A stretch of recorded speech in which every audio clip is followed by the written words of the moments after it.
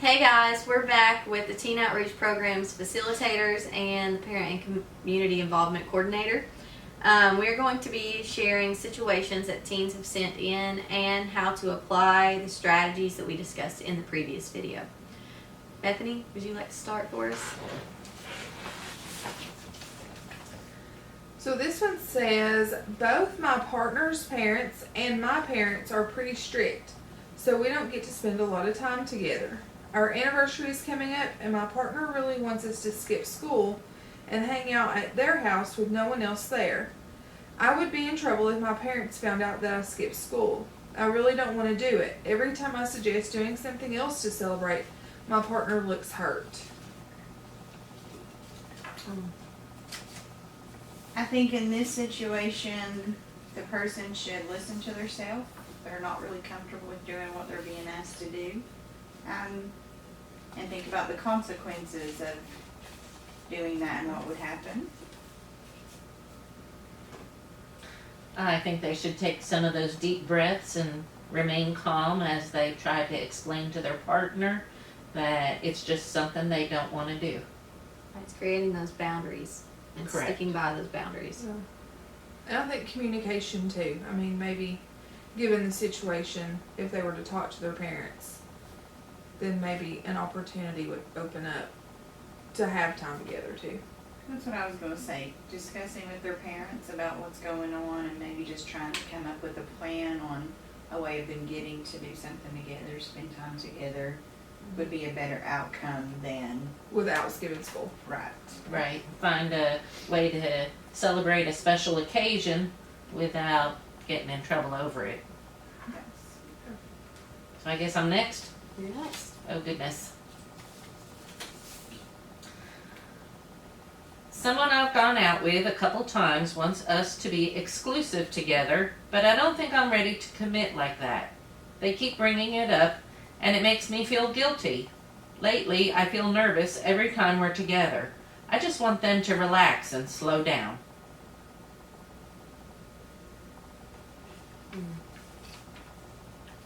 Well, of course, communication, Right. telling them how you feel and that you just wanna hang out and get to know each other. You're not really wanting to be exclusive with anyone at the moment. And if the pressure is still there or you still feel so uneasy when you're around them, maybe it's time to take some time apart. And also, if they continue bringing it up, it means that they have no respect for how you feel about the situation.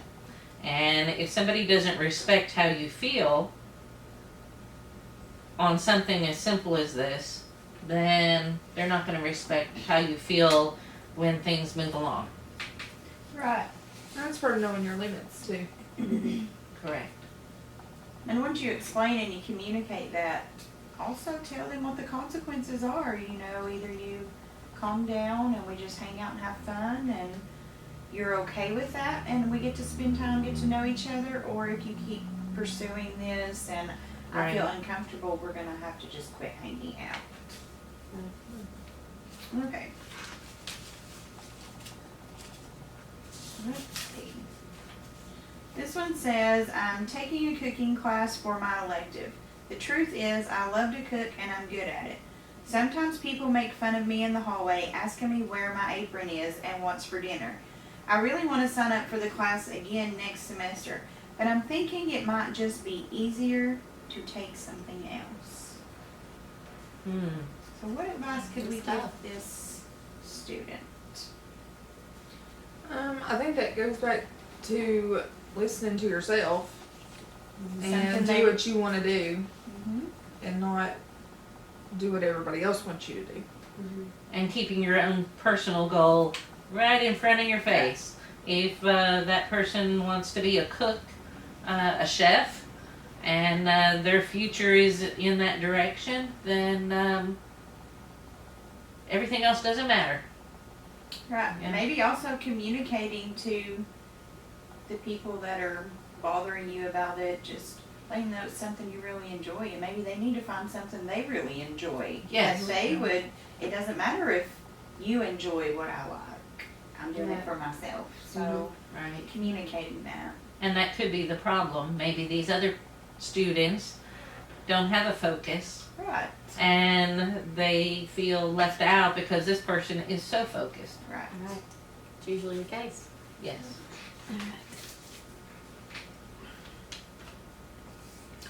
I'm in the marching band this year, and there's a big party at the end of the competition season. Everyone keeps saying they can't wait for how funny it will be to see me drunk. The problem is, I don't want to get drunk.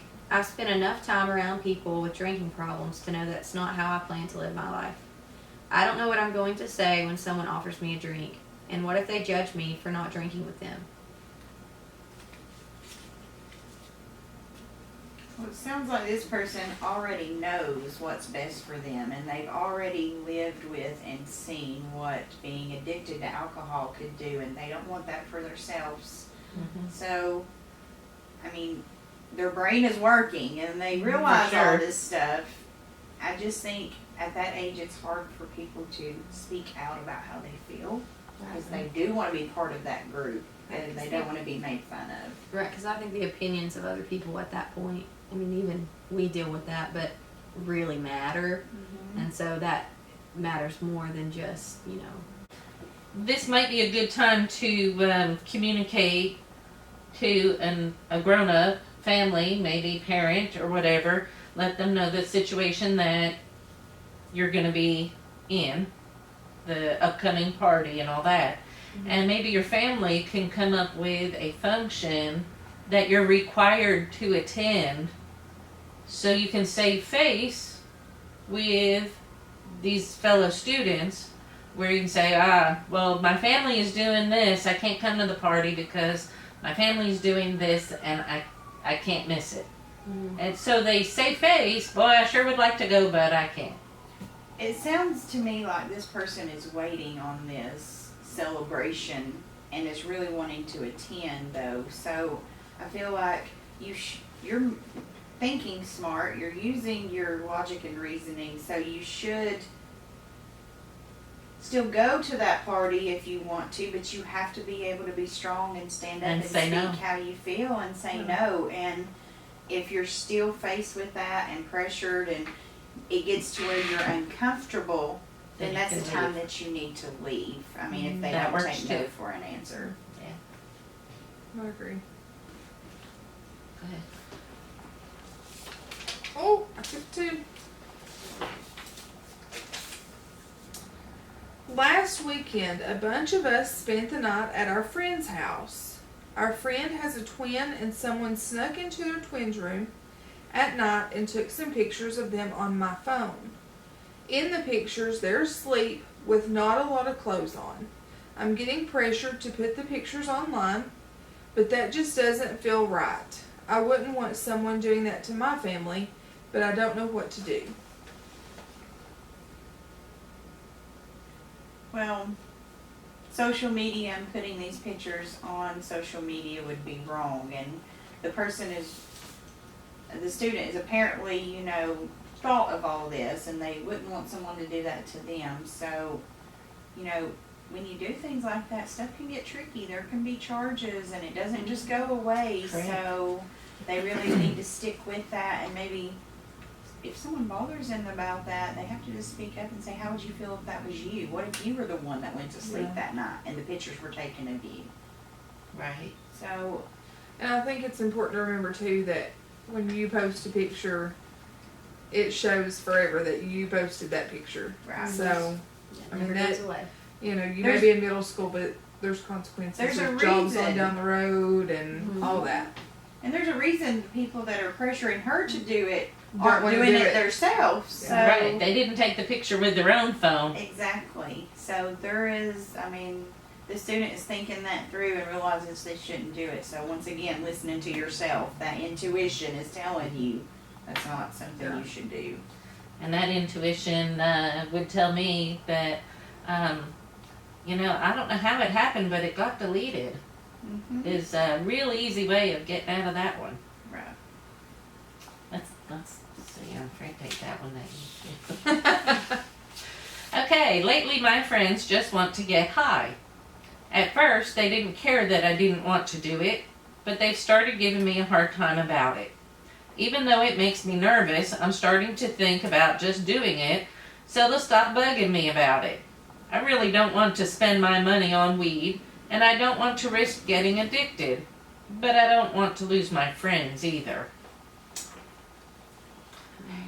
These are tough situations that most teens are faced with. I mean, from at some point, I do feel like listening to themselves, they know it's gonna, if they do it, they may be addicted, it's gonna cost them money, it's not good for them, but they so wanna be part of that crowd still. So, I feel like, once again, communication, listening to yourself and communicating how you feel about it, and really, are they your true friends, and do you want that type of friendship if you've already explained that it's not something you want to do and they keep pressuring you? It has to do with respect again. Right. And I think that this person might lose their self-respect if they go against their convictions on partaking. Right. I think it after the fact, if you do choose to do that, then I think there's a possibility that you can feel worse about, you know, going against yourself. So, yeah. Not going along with it, sticking to what you think, communicating how you feel, Setting a boundary. setting those boundaries. Setting a boundary. If And- those pressures are still there, maybe it's time to get a new group of friends. Correct. That's when we did our boundaries class. It was, what was the next one after boundaries? It was Drawing the line. drawing the line. This might be a place where a person wants to draw that line. Yeah. This will not help me reach my goals. And if you can't understand that, then you don't need to be my friend.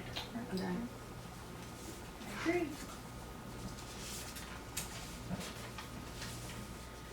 Okay, there's a group of 3 of us who have been friends since kindergarten. Lately, when we hang out, they want to start drama online, like pretending to be other people and tricking people into doing or saying things that they make fun of later. They keep pressuring me to join in, and they're making me feel guilty for not thinking that this stuff is fun. I know we've been friends forever, but I want out.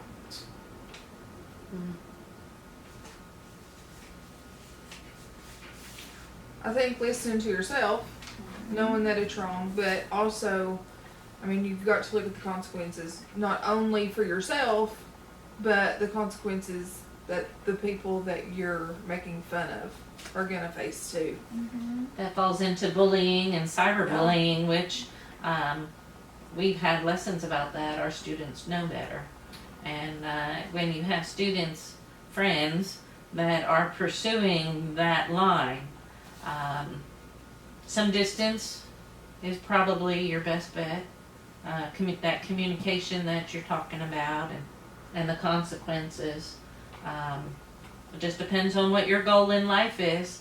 Well, and students need to also, teens need to remember, if you're cyberbullying, it's online. It is going to be there. It can be documented, pulled up. I've seen situations where students have got into these kind of issues online and principals get told about it. The next thing you know, I mean, there's a full investigation with the police investigating, and you can be charged with cyberbullying now. Correct. So these are, There's already Major cases in the court consequences. system. there's major consequences with this stuff. So this person knowing they don't want to do that and they want out, even though they've been friends with these kids since kindergarten, like you said, they really need to listen to themselves because it's not something you want to be involved in. A friend has been pressuring me to let them copy off me during tests. They're saying it's not a big deal and won't take away from my grade, but I just don't want to do it. We have a test tomorrow and they just texted me to ask me about it again. I think maybe letting them know that I'm not helping you by just letting you cheat off my test. I may be helping you at this moment, but in the long run, it's only going to hurt you. Right. I'm more than happy to maybe study together and to help that way so that maybe you could learn this and do good on your test yourself. and thinking about those consequences. If you get caught, you're both getting zeros and you're both getting in Yeah. trouble. Right. So, Mhm. you just really have to think that through. And in the long run, I think I would rather take a 60 than a 0. Right. Yes. I mean, So- even a bad grade is better than Mhm. something you can't pull up. I mean, communicating to the friend though that me It's not letting you happening. cheat Yeah. is not helping you, and that I really am your friend, but I want better for you and kind of taking it a different route. Then if they don't want to be your friend, once again, they're not a true friend. Right. If they can't honor how you feel about something, then they're not really offering you a true friendship. Right. If it's contingent upon, oh, let me cheat and I'll be your friend, which is basically what they're saying, then they're not really a friend. Right.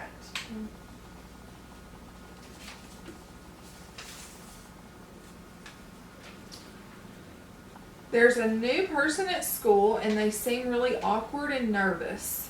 They're always flirting with me and everyone keeps telling me I should ask them out and then stand them up. I don't want to do it, but I'm getting a lot of pressure. Everyone thinks it would be really funny and they're asking me why I'm looking out so much for someone I don't even know. Wow. I mean, that's a tough one. They're a new person to the school. The people you're hanging out with want you basically to set them up for failure, get their hopes up, give them. I'm sure the new student is looking for ways to connect and make new friendships, and I think it's important in this situation to think about how would you feel if you were in this person's shoes, this new person. You're looking for friendship and to feel accepted. And I think the student that pays attention to the new student and helps them is courageous and should be kind to that student. And I think it's important. And I'm sure in the long run, they want to stand them up so they can make fun of them, which turns around to bullying again. So, It is a form of bullying. yeah. And having been a new student in a school that was very different from where I came from, over 40 years later, I still appreciate the few people that offered friendship to me when I first came into the school. Yeah. So maybe the person can get their whole group to change their perspective and become friends with this awkward person who might not be awkward once they feel comfortable. right. And the student sounds like they have a pretty good head on their shoulders. They're not really wanting to hurt the feelings of the new student. So I think listening to themselves, and like you said, this new student may turn out to be a great friend, getting to know them. And if this crowd wants to be mad because you didn't stand this person up, or then maybe your new friend is what you needed, So, All falls under having respect for each other and for ourselves. right. Are we still going?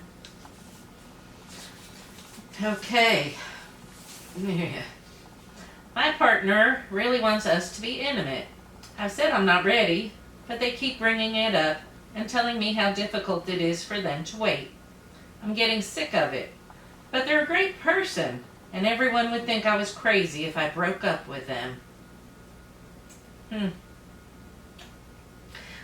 It falls right back on lack of respect. If my partner actually cares for me and respects me, then it wouldn't be an issue. Right. And because it is an issue, then we need to fall back on our boundaries and drawing the line, thinking about the consequences of being intimate, and trying to stay calm in communication. All these strategies can be used, I think.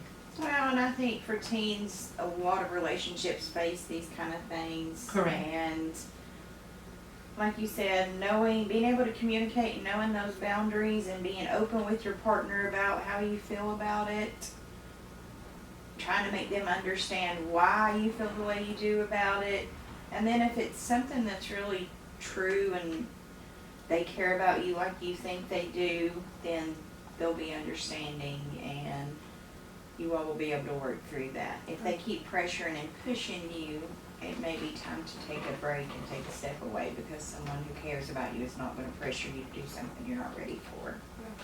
Correct. Okay. That's the last one. I'm really into my partner, but sometimes I hate how much they want to be physical in public. My partner says that if I want to stay together, I should be okay with everyone around us knowing it. I just feel kind of weird with other people seeing us kiss, touch, and stuff like that. Are they right, and should I get over it? Not everybody likes public displays of affection. I know a lot of couples that never display anything publicly. And it's okay because they both agree. And I think that when somebody is pressuring you to do something that you're not ready to do or comfortable with doing, then again, the level of care coming back to you is not as high. They don't respect how you feel, especially not as much as you're respecting them. And this person should really just listen to themselves. I mean, they're saying how they feel about it. They just are not comfortable with it. And no, you shouldn't just get over it. You should relay that, and it may be time to get over the relationship if the pressure's still there. It might be time to have a different partner, one who respects you a little more. Right? Well, that's part. I mean, that's knowing your limitations and drawing that line, and just Yes. enough's enough. And like I said, PDA isn't for everybody. It just, some people feel awkward with that going on. And sometimes it makes awkward for the bystanders. Bystanders seeing it. It depends on the situation. Okay, well, I hope these scenarios were beneficial for you all to hear and to see ways that you can use these strategies to deal with. And hopefully they were relevant to all teens that we are with all year, and you can see that it's okay to use these strategies when you need to. All right, well, that's it for today. Thank you guys.